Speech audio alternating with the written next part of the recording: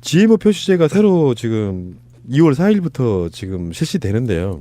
지금까지는 식품을 만들 때 전체 사용하는 성분들 중에 1위 그 용량의 황진 및 쌀 5%, 뭐뭐뭐 그 순위가 있는데 그 중에 5위까지 드는 식품에 GMO로 의심되는 게 들어있지 않으면 표시를 안 했대요. 근데 지금은 표시를 하게 됐다라고 하는 건데 그래서 모든 성분 표시를 해야 돼요. 전체 성분 중에 들어갔다고 표시를 해야 되는데 가장 결정적인 구멍은 뭐냐면은 식용유, 카놀라유, 간장, 액상과당 등은 GMO 표시 대상이 아닙니다. 아니 가령 뭐 참치 캔을 보면 안에 참치도 있지만 거기에 가득 채우고 있는 기름이 있잖아요.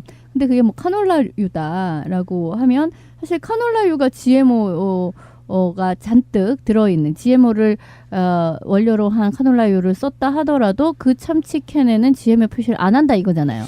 열 처리, 발효 등의 정제 과정으로 유전자 변형 DNA 성분이 남아있지 않아서 검사 결과를 알 수 없기 때문에 원래 식품의약품안전처가 2일 밝힌 GMO 표시제 구체적 내용을 보면 표시 대상에 국내에서 안전성 심사를 받은 거야. GMO인데. 그러니까 안전성 심사를 받은 것이 수입이 된 허용 부분이 대두, 옥수수, 면화, 캐롤라, 사탕무, 알파파 등 6종이라는 겁니다. 이 6종에 대해서는 GMO가 남아 있더라도 GMO 표시를 하지 않는 이유라는 거예요. 그 이유는 뭐냐면 열 처리를 해서 오기 때문에 DNA 성분이 없다라는 거예요. 유전자 변형 DNA 성분이. 그 이유로 이것을 표시하지 않는 것으로 이제 확정됐다. 이렇게 이제 얘기가 되는 것이고. 이게 이제 조금 더 보충을 하면 원래 우리나라에 가장 들어오는 대표적인 GMO가 콩하고 옥수수란 그렇죠. 말이에요. 이건 그 다음에 이제 나머지 부분 이제 콩하고 옥수수 안에서 만들어내는 재가공식품이 아까 말씀하셨던 식용유하고 액상과당 종류예요. 액상과당도 옥수수로 만드니까. 그러니까 이런 부분 안에서 국내에서 만들어진 이 부분이 GMO 원 성분을 갖고 만든 건 맞지만 이걸 만들면서 막 끓이고 붓고 담고 발효시키고 하는 과정 중에 이제 DNA 자체가 구분이 안 된다는 거야.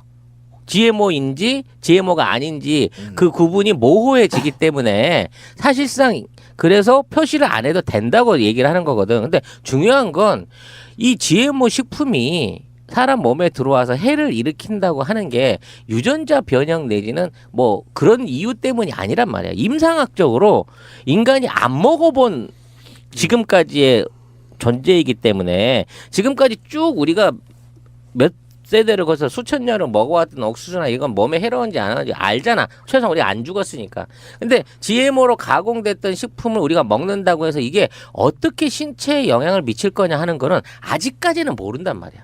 최소한 한두 세대는 지나봐야 이게 뭐 암을 일으킨다든지 변형을 일으킨다든지 뭐 아토피를 일으킨다든지 뭔가 거기에 대한 임상이 나올 수 있는 거거든. 그러니까 위험 요소를 알면서도 GMO를 싸기 때문에 그냥 먹자라고 허용해 버린 게 된다는 거예요, 우리나라는. 그러니까 이게 구체적으로 얘기를 하면 그게 그거예요. 그러니까 아까 6개에 관련해서는 논 GMO인지 아닌지를 표시할 의무가 있는 겁니다. 왜 그러냐면 이거는 이미 GMO로 가공을 승인을 받았어요. 그렇기 때문에 이게 GMO가 들어갔는지 안 들어갔는지를 표시해야 될 의무가 있고, 그리고 이제 혼동한다는 겁니다.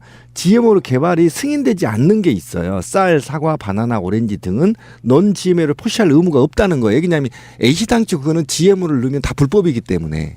근데 이게 문제가 되는 건 뭐냐면 아까 안전성이 허용된 6종류에 대해서 GMO를 가공 처리할 경우에 유전자 변형 DNA 성분이 남아있지 않기 때문에 이것이 논 GMO로 사용할 수 없다라는 거예요. 그러니까 혼동되는 거. 아예 GMO를 쓰지 않는 옥수수와 GMO를 써서 만든 옥수수의 가공식품이 얘는 넌 GMO야, 얘는 GMO야 이렇게 표시할 수가 없어, 구분할 수가 없다라는 겁니다. 그래서 이게 문제가 있다는 거예요. 원래 유전자 변형을 하지 않는 콩으로 만든 두부와 유전자 변형으로 만든 콩으로 만든 두부가 최종적으로는 이게 넌 GMO인지 아닌지를 구분이 안 가니까 이게 헷갈린다는 거예요. 그러니까 의무 표시를 해야 된다는 거예요. 근데 그게 그렇다는 거지. 아까 말한 식용유 같은 종류, 과당 뭐 이런 것들은 사실상 GMO가 우리가 사람이 섭취할 수 있는 것 중에 사실상 거의 대부분에 가깝잖아요. 그렇죠. 그러니까 그거는 표시를 안 하고 실태가 이렇습니다. 2016년에 전 세계 GMO 수입 국가 1위예요. 일단 한국이. 2016년에 GMO 전체 물량이 1,023만 7천 톤이었대요. 그 중에 사료를 제외하고 났더니 뭐 돼지, 소, 닭, 오리 얘들한테 주는 거 그걸 제외하고 났더니 사람 먹는 식용이 220만 톤. 와. 그래서 우리나라 국민 1인당 한 해 약 40kg의 GMO를 소비하고 있는 거랍니다. 와. 그러니까 이게 광우병하고 좀 비슷한 이야기잖아요. 보수의 좀 어떤 미친놈들 광우병이 뭐 그래서 먹었더니 낫냐 이렇게 얘기하고 있잖아요. 광우병이 날려면 굉장히 오랜 시간 동안이 생겨야 되는 것처럼 설사 안 났다고 할지라도 국민 안전에 문제가 있다는데 신중할 필요가 있는데 지금 아까 우리 송 소장 말처럼 이게 한 몇 세대에 걸쳐 갖고 유전자를 조작해서 먹어도 완전한 것인가 여기에 대한 검증도 없는 상태에서 이렇게 결국은 돈이잖아요. 돈 무분별하게. 이번에 뭐 발표는 나름 과거에 비해서는 지금 좋은 걸로 발표를 한 거예요. 그러니까 과거에는 더 표시를 안 해도 되는 거였었는데 미량이 들어있어도 표시를 하게끔 된 거는 좋은 거다. 이런 식으로 발표는 하는데 그거의 예외 조항으로 지금 이야기한 뭐 식용유, 액상과당, 간장 이런 거에 대해서는 예외 조항으로 냅두는데 사실은 여기에 해당되는 게 되게 많단 말이에요. 그리고 나는 이 사람들이 지금 얘기하는 끓이고 어쩌고 하는 가공을 통해서 DNA가 뭐 더 이상 별로 영향을 안 미친다라는 것도 나는 근거가 매우 희박하다고 생각해요.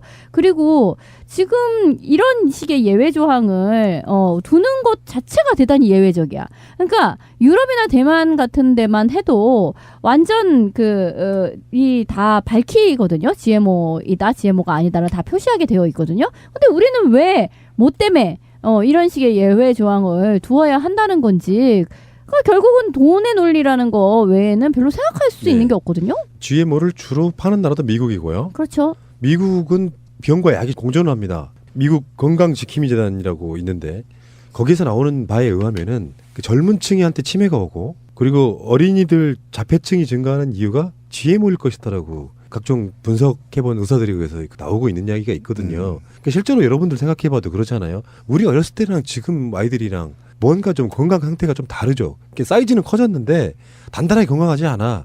거기서 이제 보통 우리가 원인을 찾고 있는 것 중에 하나가 일단 환경 호르몬 그리고 아까 말한 이 GMO 같은 거 알게 모르게 굉장히 영향을 끼칠 수 있다고 보는 거거든요. 그렇죠.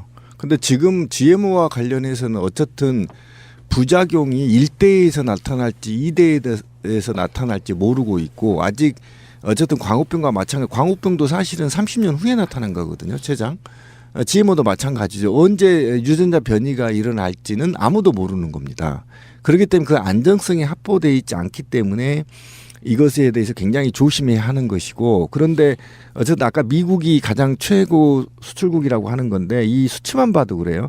그러니까 비의도적 혼입치가 있고 혼입치를 인정 비율이 국가별로 좀 있는데요. 유럽은 0.9입니다. 일본이 5%, 대만 관광이 3%, 호주, 뉴질랜드가 1%, 미국은 아예 설정도 안 했어요. 개새끼들이. 그러니까 지들이 팔아먹어야 되니까. 지금 그러니까 이런 전반적으로 봤을 때 어쨌든 지금 우리 강동원 의원 얘기했듯이 대한민국의 두 분은 거의 다 100% GMO라고 보면 된다 이렇게까지 얘기를 하셨잖아요. 그러니까 그만큼 우리도 모르게 광범위하게 가공식품으로 GMO를 먹고 있다. 그리고 이 유전자 변이나 이후에 질병과 같은 의 부작용은 아직 조사 자체 또는 예측 자체도 할 수 없는 상태에 있다 이렇게 보시면 되는 거죠. 세계적으로 가장 많이 재배되는 작물이 옥수수하고 콩인데요. 우리나라 같은 경우에는 GMO로 만든 콩으로 두부를 만들었다가는 그냥 망하죠. 아무리 수입콩이지만. 그렇기 때문에 그 수입되는 콩들 세계에서 가장 많은 GMO를 수입해서 대부분 만드는 게 아까 말씀드렸던 액상과당과 주로 식용유들이란 말이에요. 그러니까 이 식용유들이 왜 공업적으로 필요하냐고 하면 모든 종류의 가공식품에서 다 사용이 되는 겁니다. 가정용에서 우리가 사용하는 양보다도 공업적으로 산업적으로 식품 산업에서 쓰여지는 양이 어마어마하게 많다는 거죠. 과자 같은 거가 많이 네. 그렇죠. 그래서 새우깡을 먹는다 그러면 만일에 이제 이거를 GMO를 쓴다라는 식의 표기를 하게 되면 기업들의 과자를 봤는데 GMO 식용유 썼네? 라고 하는 순간 소비자의 선호도가 훅 떨어지면 내수를 죽여버릴 수 있다는 거예요. 그래서 기업들이 이걸 못하게 한 거고 그러면 내가 예를 들어 2,000원 2,000원, 3,000원 단가를 더 주더라도 넌 GMO 식용유로 내가 과자를 만들었습니다 하고 이걸 붙여놓는다고 하더라도 저쪽이 GMO라고 표기를 안 하는 이상 이게 가격을 더 올려받을 수 있는 근거가 없어져 버린 거잖아요. 그러니까 대기업체들, 식품가공업체들 장사하는데 부담 없게끔 GMO 표시 자체를 제외를 시켜줘 버린 거예요. 아니, 이해가 안 가는 게 이놈의 정권은 정말 역 같은 게 그런 거잖아. 고용노동부가 있으면은 박근혜 정권의 정책도 있지만 최소한 노동부는 노동자 편 들어줘야 되는 것처럼 식약처라고 하면 국민 건강 아니에요. 근데 식약처가 GMO에 관련해서 정보 공개해라라고 이제 시민단체나 이런 데서 걸었어요. 그거를 대법원까지 공개 안 하려고. 아니 이유를 모르겠다는 거야. 식약처가 국민 건강을 위해 존재해야지 왜 대기업을 위해 존재를 하냐고. 뭔가 있는가? 그 최순실이 들어있는 거 아니야? 이제는 의심할 수밖에 없네. 그래서 이번에 어쨌든 아까 지민이 말한 대로 이번에 유전자 식품 GMO 표시 제도가 확대 시행되는 겁니다. 사실은. 근데 확대 시행되면서부터 조금이라도 GMO에 유전자 변형 농산물이 들어 있으면 무조건 GMO를 표시해야 돼요. 이제 1%만 들어가도.